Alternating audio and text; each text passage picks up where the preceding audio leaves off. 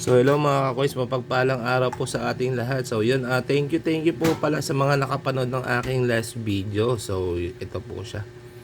So yan po, maraming salamat po sa mga nag-comment po dyan. At the same time sa mga nag-like syempre. So tuloy-tuloy lang po tayo sa pagko-comment natin na sa ganun po makasali po tayo o mapabilang po tayo dun sa ating mga papalaring manalo ng GCash. Yan. Sabi ko nga po sa inyo, once na maka 1K subscriber po tayo. So yun, mamimili po tayo doon ng pinakamaraming mag-comment. Yan, doon po tayo kukuha ng magiging natin, winner po natin. So yun, pamigay po natin yun para po sa ating mga subscriber. So thank you po sa mga nakapanood po niyang video ngayon. So yun. So yun, in this video, ating talakayin po yung mga condition po ng barya. So bakit ba nagkakaroon ng konting problema when it comes pag magbebenta po tayo sa mga kolektor, sa mga possible buyer po natin. So bakit ba nagkakaganon?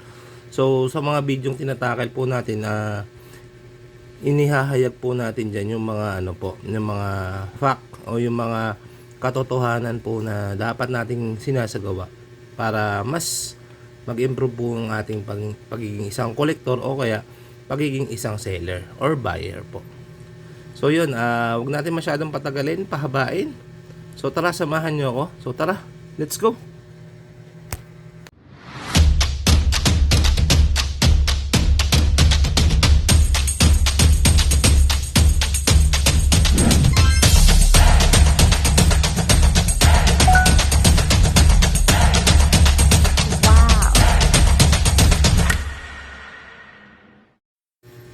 So hello mga ka-coins, mapagpalang araw po sa ating lahat ulit. So yun, sa mga bago pa lang po sa ating channel, welcome po. Thank you po pala sa pag-subscribe nyo po sa ating channel. So mga hindi pa po nakapag-subscribe, please subscribe to our channel.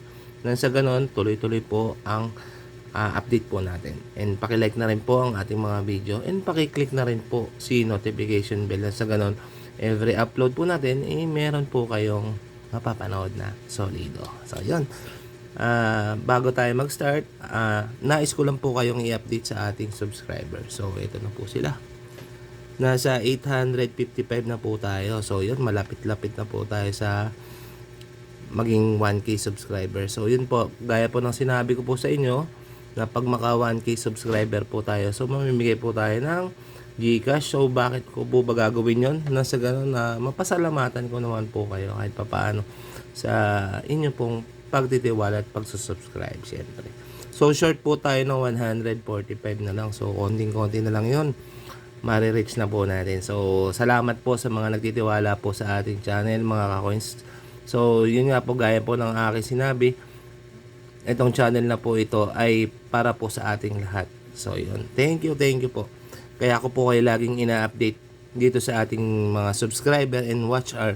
Nang sa ganon, hindi lang po ako yung makaalam po nun. Kasi gaya nga po ng sinabi ko po sa inyo, itong channel po na ito ay hindi lang po para sa akin. So, maganda po mag-comment po kayo sa mga silent viewer po natin. Comment lang po tayo mga coins kung ma-appreciate po natin tong video. So, konting update lang din po sa ating watch hour. So, yan po. Nasa 1,911 na po tayo. So yun, konting-konti na lang. Kulang na lang po tayo ng 2,089. So konti na lang yun para ma-monetize na po tayo. So yun, salamat po ulit sa mga nagtitiwala sa atin mga coins. And yun nga po pala, in this video atin pong talakayin itong nagiging konting hindi naman medyo malaking factor po kung bakit hindi tayo nagkakaroon ng transaction. So yun, so unang-una, unang nagiging nakikita kong mistake or mali is, kunyari po ako po ay nag-post ng buying po ako ng year 2000. So yun po, nandun na po tayo sa po na portion na naghahanap po ako ng year 2000. Pero anong condition po ba yung aking hinahanap? So nakalagay po doon, nakasaad po doon, good condition or AU condition, o madalas po ako nagpo-post kasi naghahanap ako ng AU to BU. So ano po ba yung BU? Brilliant po yun. So ang brilliant po ay matatagpuan po yun sa mga ganito po, since makakakuha po kayo ng ganito sa ating blister pack or sa roll na tinatawag. So bibigyan ko po kayo ng itsura ng roll. So ito po yung roll. Yan po. Yung roll po na yan is ano po yan, isang bundle po ng same year na kunyari year 2000, bundle po yan na puro year 2000 na hindi po nag-circulate or galing mismo po yan sa bangko. Yan po yung roll na tinatawag. So yung blister naman po is ito po yun. So yan po, nakikita nyo po dyan, silyado po yan mga ka-coins. Yan po ay galing po kay bangko mismo or kay Bangko Sentral. Dun po mismo kay Bangko Sentral po yan ang galing. So para saan po ba yan? Para po yan sa ating mga kolektor. Sa atin po yan mismo.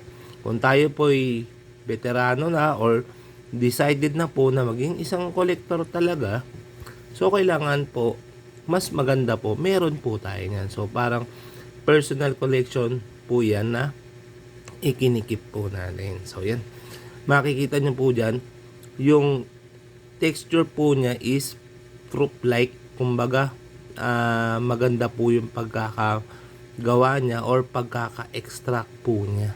So yun. So yun nga po, mabalik po tayo sa ating topic.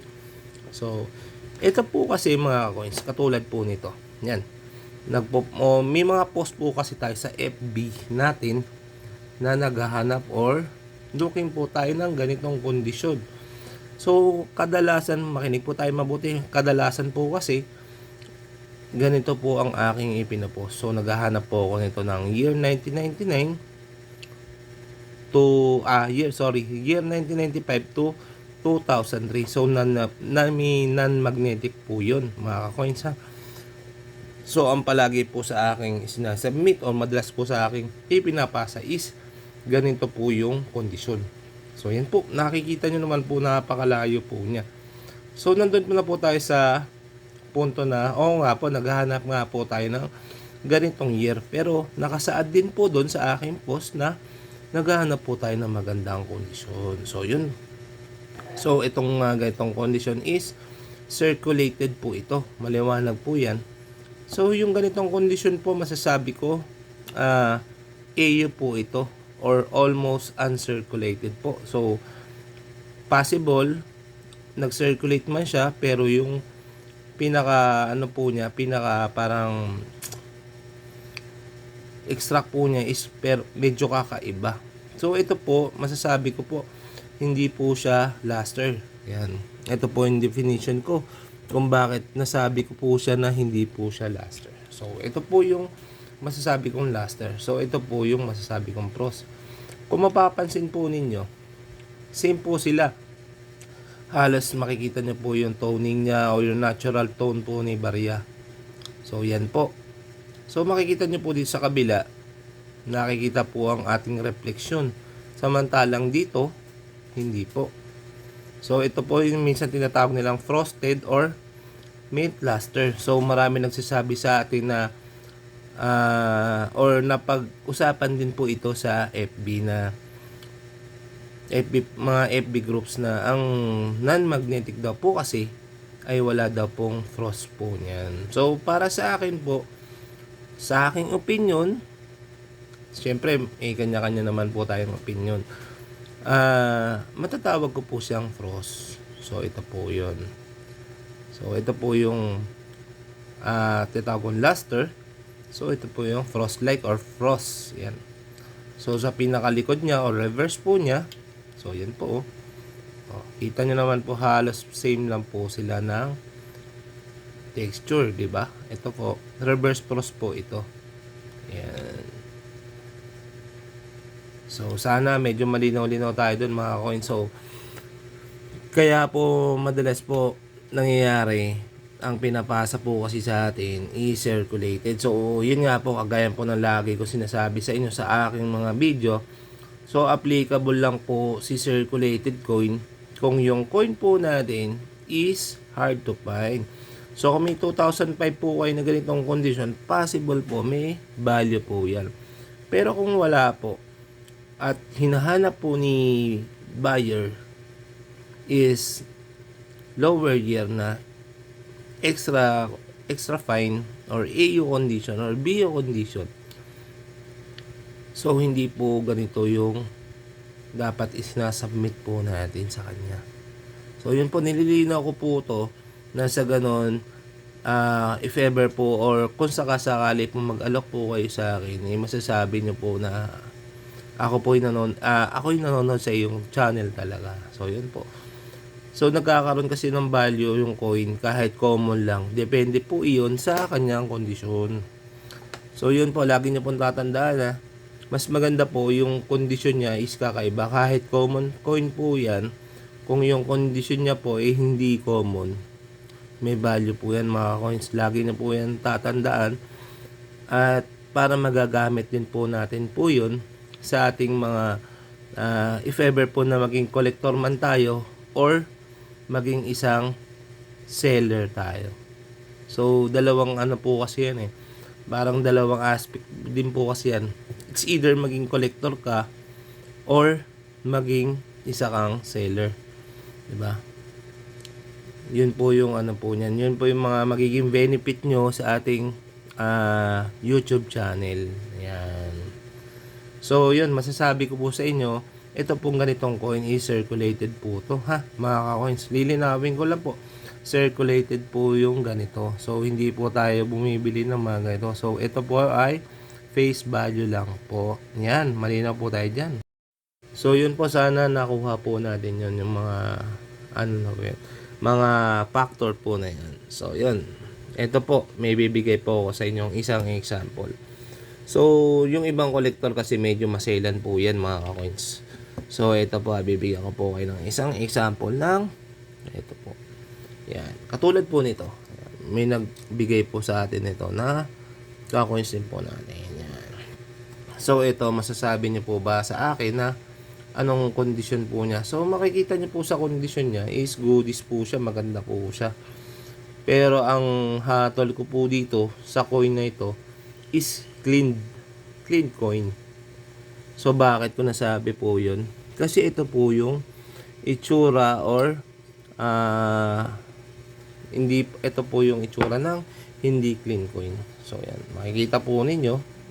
Kung mapapansin po ninyo, may umiikot-ikot siya na yan po, makikita nyo po. Yan. Ito po yung isa sa mga definition ng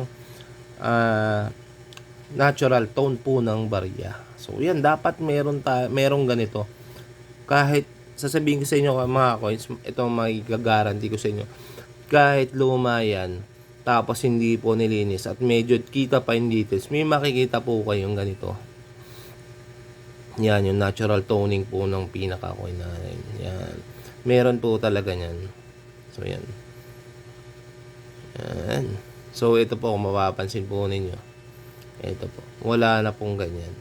So, yan o. Kita nyo na siya, makinang siya, makintab siya, pero wala po yung natural toning po na hinahanap po natin. Saka kung mapapansin nyo po dito, once kasi nililinis ang coin, ito ranas ko kasi ito, experience ko to, makikita nyo po yung pinakagitna niya, yung pinakaloob po niya, hindi po siya nalinis mabuti.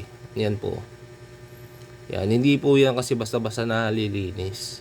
Or mahirap po yan kudkurin, linisin ng gusto. Kung mapapansin nyo po dito sa part na to, ayan o, ito po naabot po siya ng panlinis. So, sa ibang part, hindi po. I-zoom in natin, mga coins. Yan o. Diba? So, ito masasabi ko dito, o mahahatol ko sa kanya, is, ito po yung clean coin. Yan o. Malinis po siya. Opo. Pero sa totoo lang, yung ganitong coin po, medyo nanghihinayang ako. Bakit po? Kasi maganda po yung kondisyon niya. Hindi siya dapat nilinis. 'Di ba? So, definitely, ito, nilinis talaga to. 100% para sa akin, nilinis po ito. Yan. Kita niyo po yung kanyang definition or pinagkaiba. Yan, difference po. Yan. Nakikita niyo po. So, ito mga coins, may papakita pa ako sa inyong isa. Wait lang. Ito po ay galing blister. Ito po yung tinatawag nilang BU. So, yun nga po, lagi ko sinasabi po sa inyo, yung BU is galing po yan ng blister or galing po ng roll. Yan po. Tandaan nyo po yan mga coins. So, yan, mga tinuturo ko po sa inyo is magagamit nyo po yan. So, ito po, galing po ito ng blister. Ang galing po ng blister, unang-una, proof type po siya. Pangalawa, makikita nyo po yung kanyang, yan, i-out natin siya. Yan. Makikita nyo po. Yan. Yung kulay niya po is, ano po siya, tinatawag nilang rose gold. Yan. Yan po yung kulay or katangian ni BU. Yan, nagaling po ng blister. Rose gold po yung pinakagitna po niya. Ito po yung pinaka-center po niya. Saka mapapansin niyo po dito sa likod natin. Yan. Pantay po yung kanyang kulay. Ayan o. Diba? Hanggang loob po yan. Makikita niyo po yung pinaka-texture niya. Hindi po siya hati. Yan. Yan. Kita niyo naman po agad. Unlike dito. Ayan o. Hati po yung pinaka-kulay niya o pinaka-texture niya. Kasi nga po, hindi po nalinis ng gusto. Or dapat, hindi po natin nililinis yung coin. Yan po. Ano, kita niyo naman yung definition o pinagkaiba po nilang dalawa. So, medyo malabo yung cam natin. So, yun. Yan. Sa malayuan, malapitan, kita niyo naman po agad yung difference po niya. So, yan po, makikita niyo po ito. Rose gold, diba? Manilaw-nilaw. Ito po. Malinis po siya, makinang halos parang glossy type or mirror type. Pero dahil po yun sa paglilinis po. So, yan, kita nyo, pantay na pantay po itong ating galing blister. So, yan. Diyan po kasi minsan nagkakatalo ang presyo ng barya. Kung galing po sa blister or galing po sa kung saan yung ating mga coins. So, yun po, thank you po sa mga nakakapanood ng mga video nito. Paki-like lang po yung video natin mga coins kung nagustuhan po ninyo. So, yan, yung lagi ko po sa inyo sinasabi. So, dapat po, wag unang-una, wag po nating lilinisin yung barya. Hindi po yan magandang para po sa ating mga coins. Kasi magkakaroon po yan ng tinatawag nilang chemical reaction. So magkakaroon po ng damage lalo yung barya natin kung ito po ay ating lilinisin. Diba? So ito po. Isa pong example ko pa ng mga galing roll. Yan. So ito po yun makikita nyo mga coins. Yan. Diba? Glassy type siya, pero makikita nyo yung toning po niya. Yan po, nakikita nyo po siya. So ito, galing po ito ng roll. Yan, kita nyo naman po yung pinaka po niya, buong buo pa, halos wala po siyang kagas-gas. Diba? Ito po, galing po ito ng roll. Yan, kita nyo naman po. Makintab po siya, parang mirror type din po. Pero makikita nyo po yung natural toning po ng barya. Ayan. So, dyan po minsan nagkakatalo mga coins. So, sana maliwanagan na tayo this time. Para na sa ganun, kung magalak man po kayo sa akin. So, hindi po pare-para masayang po yung effort po natin. Ako mag-aalo kayo. Tapos, siyempre, ayoko naman pong ignorin kayo na hindi ko po i-entertain yung mga po ninyo. Mga chat nyo sa akin. Siyempre, i-accommodate natin yan hanggat maaari. Kasi syempre busy rin po tayong tao. May trabaho po tayo. At the same time, hindi lang po ito yung pinagkakaabalahan po natin. So, yun po. Maraming salamat po sa mga nakakapanood nitong mga video natin, mga coins. Thank you po sa inyong pagsuporta. Gaya po ng aking palaging sinasabi po sa inyo, nakasubscribe na po ba tayo sa ating channel? So bakit ko ba yung tinatanong? So kaya po natin tinatanong yun mga coins, pasintabi lang po. Kasi po, siyempre doon po tayo bibili o doon po ako bibili sa mga nakasubscribe sa akin. So bakit po ba ganun? Siyempre doon po tayo bibili doon sa mga taong nagtitiwala sa atin. So sino po ba yung mga nagtitiwala sa atin? Siyempre kayo po na mga naka-subscribe po sa ating channel. So thank you po pala ulit sa mga nag-subscribe sa atin. So lagi po ako nagpapasalamat sa inyo kasi kung wala po kayo, wala rin po itong channel natin na to. So yun, sana po sa mga nakapost ko po na coin, so yun po, bigyan niyo po ako ng magandang kondisyon. So may mga video ko dyan katulad po nito, yung 1996 na to. Tingnan niyo po mabuti. Yan, ganyan po yung aking patuloy na binibili. I-submit niyo po sa akin kung meron po kayong ganyan na lower year. Bibiling ko po sa inyo yan.